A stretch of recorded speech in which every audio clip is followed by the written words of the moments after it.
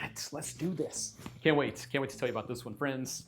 Got a great magic review today. This one is called Perception from Richard Griffin, and I haven't just been looking at it for you. No.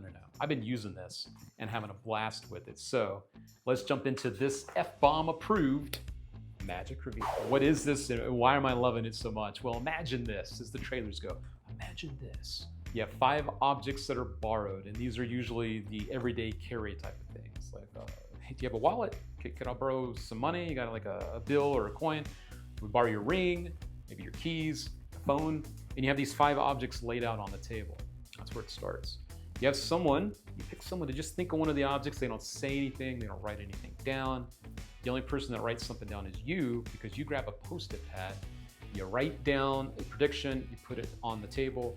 They reach over and pick up the object that they're just thinking of. You show the Post-it pad, and written on it is a perfect match of the thing that they just picked up. And it works every single time. There you go. I told you. And now you know why I like this one so much. And it's not too good to be true.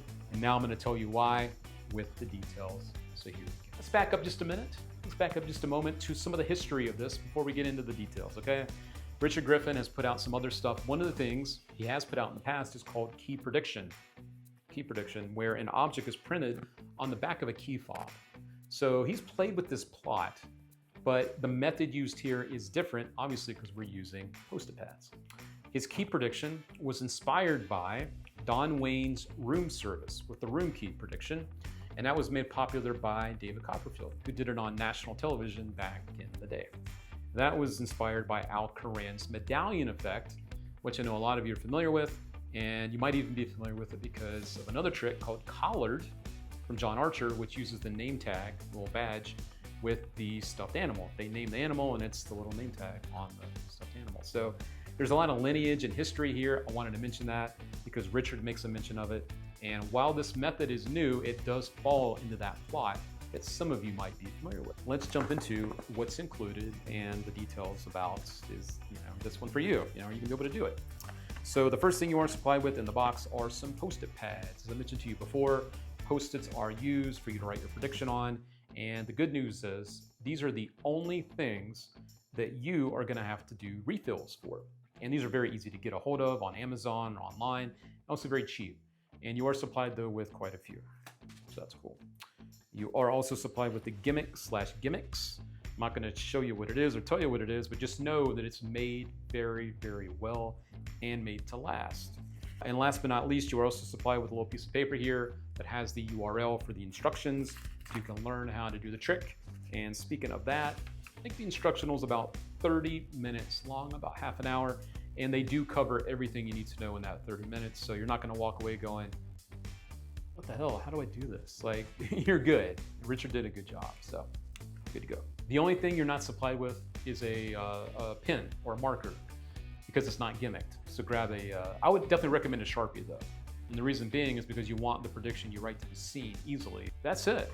That's what you need, and the good news is you don't need to go out and buy anything else. There's nothing you have to make.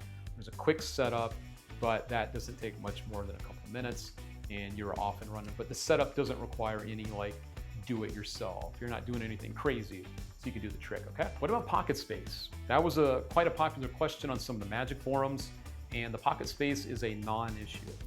You do not need to wear a jacket to do this. You don't need that much pocket space. If you're wearing a pair of pants, you could use one pocket if you want to, or you could use 2. If you use one pocket, you can have the gimmicks plus the pad in the one pocket and still have room for other stuff. If you're not gonna put the pad in the same pocket with the gimmick or gimmicks, then you have even more room. Those gimmicks are so small, they're not gonna get in the way of you having other stuff in your pockets. I know how important pocket space is, and this one's not gonna intrude on any of that. One of the really, really cool parts about it is from a worker perspective is the reset, because you can reset it in front of your spectators and they won't be any of the wiser. At the end of the trick, you can literally take the piece of paper, ball it up, throw it away, put the thing back in your pocket along with the marker, and you are ready to do it again if you want to. And that's a little point that I wanted to touch on here is because you are reset that quickly, should you redo the trick? Should you do it again? Well, it's the unspoken rule, right? Usually that you don't do the same trick twice for the same audience. But I think about that a little differently with this because this isn't necessarily just a trick to some people. To some, this might feel like a coincidence or maybe even a lucky guess that you got it right. And sometimes you might have those challenging spectators. You might have those people that go, all right, we'll do it again. And we don't always play their game. We don't always do what they ask. But this one, you've got the power. And if you really want to, you can do it again with a different outcome. So if it happens, it happens.